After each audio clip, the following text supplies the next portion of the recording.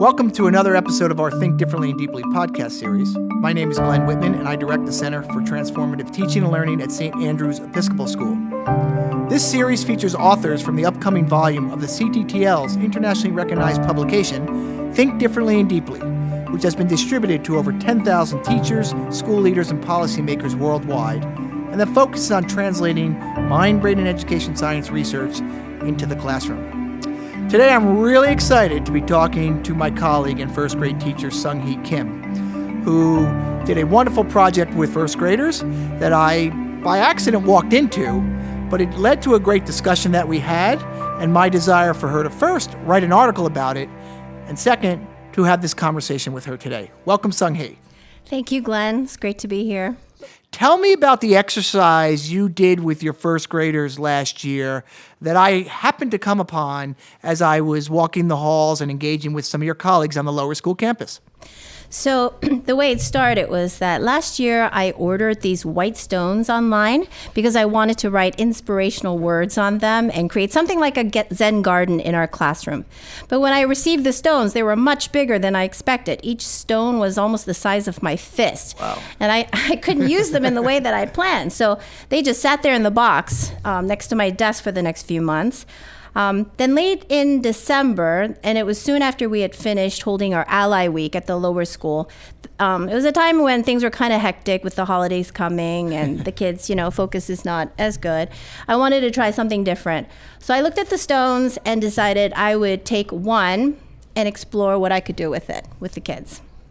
So the next day, I showed my class the stone. I told them that everyone would have a turn holding the stone. I said they could touch it, smell it, interact with it, and hold it for as long as they wanted to. But they could not throw it, and they were not allowed to talk. Seems like a fair request for a first grader, right? Yeah. Yes. Absolutely. Yes, no, that's important to say that. So the children they were enthralled because the whole thing was so mysterious. They touched the stone, and some smelled it, and then there were some giggles. But they passed it pretty quietly from one person to the next, until everyone had a turn. And then I told them to ask questions about the stone. And I waited. After a while, one brave child said, "Well, what are we going to do with the stone?"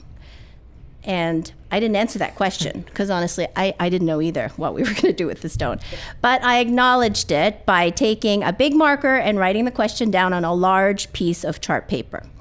And then the questions started coming one by one. They said, "Where did it come from? How did it get here? What are we going to name it?" And soon I had to write more on another chart paper. And then the questions kind of slowed down, and I knew I had to keep this momentum going because I knew these questions were valuable, but I still wasn't sure where we were going. So I let the students guide me. The children are very wise, so often I just kind of let them take it. So I asked them, "Why are we asking questions about the stone?" And immediately they had answers. They said, "So we can know more about it and be more comfortable around it, so we understand it." And then a child said, "Asking questions is like a key that helps us learn." And that's when it dawned on me that this was turning into something of an exercise showing the value of asking questions. But I felt like there was something more here. So I asked them another question. Well, how did touching, feeling, and observing the stone help us ask questions about it? And they said, "Well, seeing it, touching it, feeling it helped us know what to ask." And that's when I suddenly realized that this was about how knowledge is made. So essentially what the students were telling me was that by interacting with the stone, they made knowledge about it. When they saw, touched, and smelled the stone, they collected new information about it. Sure. And then this new information, combined with the knowledge they already had, for instance, when they walked in the morning, they already had the concept of smoothness in their brains, right? So they combined that together, and that helped them to identify and create the knowledge that this stone is smooth. So then that's when I realized that the questions the students were asking were not just an indication of learning, but also a product of learning in themselves. And that's how we came up with the term knowledge maker. I told them that when you ask these questions, you're being a knowledge maker, someone who actively creates their own learning. And the students were really excited to all be knowledge makers. I can imagine so. I'm thinking about our work together as colleagues over the years, and I've always loved how you've embraced the research around mind-brain education science and thought about it in creative ways with your instructional practice. So, you sort of mentioned it a little as you were going on, but I'd love to know where you see MBE in this exercise. Yeah, I mean, some of it definitely kind of happened on the fly, but I think the most important thing was very intentional. And I think that's the overarching principle, was to minimize classroom threats. This kind of exercise, I think, is best done in an environment where students feel comfortable taking chances. And we create such a place through social emotional learning, which begins the moment students walk into class on the first day of school. So, as you know, we're very much a responsive classroom-based school. Right. So the philosophies of empathy, empowerment, agency, collaboration, and self-control figure into everything we do. It was very intentional. This whole exercise was very highly metacognitive. Right. There are many stages of it during this exercise, starting with even the first question. When I asked them, what questions do you have about, the stone, I made them reflect on their thinking about the stone. And then when I asked, why are we asking questions about the stone? They had to reflect back on their thinking about question asking. Right. So you're a veteran teacher. How many years you've been teaching in total? Sorry to make you count. Yeah, right? Yeah, this is my 9th year. 9th year. So, I think maybe listeners might think not much might surprise Sung Hee as a veteran teacher, but, you shared some really interesting observations from the exercise. And I'm just curious, did anything really surprise you from the students' initial reactions or questions, or just as you think back and reflect on this experience? Well, I think what always surprises me, though it shouldn't, is the 6, 7-year-olds are capable of great wisdom, and they have insights that are just brilliant. And the fact that they're able to self-lead. So a lot of times when I don't know where this is going, I kind of throw that question back at them, and then they kind of guide it that way. Like I said, when there's multiple learning paths, I let them guide where they want to go, a lot of times through interest or ideas that come into their brains. And they're really good ones. So I think it's not just me leading them, but me kind of facilitating while they lead. So those are the types of things that I think really always surprise me and make me very happy. Another thing I want to say is that when we had just had our Ally Week, when we had this whole conversation about the stone, and then when we're talking about being a knowledge maker versus a knowledge receiver. And knowledge receivers are those who learn mostly by observing and listening. One of my students made a connection to Ally Week and blurted out, well, that's like being a bystander, that was amazing, And then all the kids afterwards said, don't be a bystander in your learning. So I thought that was really cool. That's fantastic. Now, I think you said the exercise took place in December. Is that correct? So you had more than half the year still ahead of you guys. So I'm just curious. I think all of us teachers. I teach history, and you teach certainly history in first grade, but many more subjects than I do actually. We always want our students to be able to connect prior knowledge, new knowledge to new experiences. So how did you see students maybe apply the lessons from this exercise to other activities or projects during the remainder of the school year? Well, I think it really changed their mindset towards learning. It affected everything we looked at, everything that we learned for the rest of the year. We had arrived at this term knowledge maker. I mean, we practically invented that term together. You should probably trademark it and make a lot of money. I'm thinking about that. Fair enough. So those words took on a really deep meaning for us. And we use that term throughout the year to remind ourselves to be knowledge makers. And also, now that we were more self-aware of how to acquire knowledge, we could be more intentional about making knowledge. And so, through this exercise, the entire class had complete buy-in about being a knowledge maker. And it became a permanent goal that we're all continuously striving towards. Asking questions also took on a new meaning. Right. So having gone through this exercise showed how asking questions was a direct route to active learning. So asking thoughtful questions became synonymous with being a knowledge maker. And kids would compliment each other. If someone had a really great share, they'd say, oh, so-and-so is being a knowledge maker. So, it really kind of carried through the whole year. It empowered them as learners. Right. Can you talk more about how getting the right emotional and social climate and culture lends itself to being able to challenge and create a rigorous program for your first graders? You sort of alluded to it a little earlier. Yeah. So, I think that the most important thing that we as teachers can do is to create a knowledge-making environment. Sure. And I really think it begins with social emotional learning. And that's really the foundation on which it's built. So it begins with, in the first grade, it begins with building community.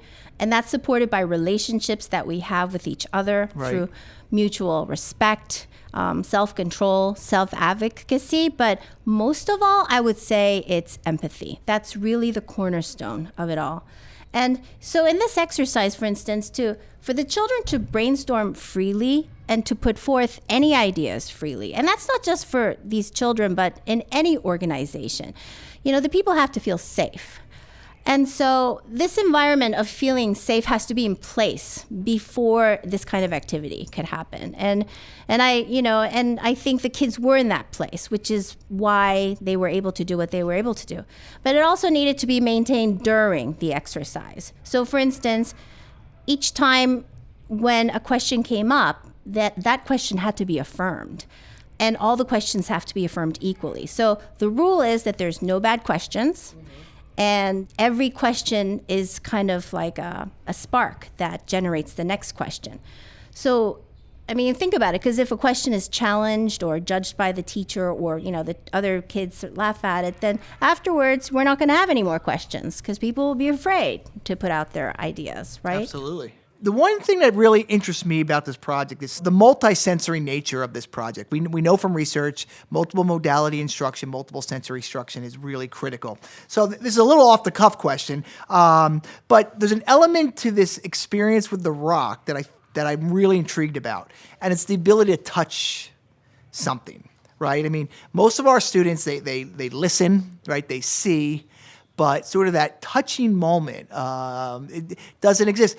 What did that look like as kids were manipulating this rock? And, it certainly was novel for them. They, I don't think you do it every day, right? Yes. So what was that? What element of teaching, this multi-sensory approach to teaching, did you observe, especially with the touching of the rock? I just wish I was there that moment when the kids were playing with the rock.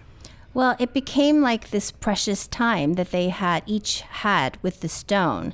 And like I said, it was, late December, not usually a time when the kids have their best focus because, they're thinking of Christmas presents and all that.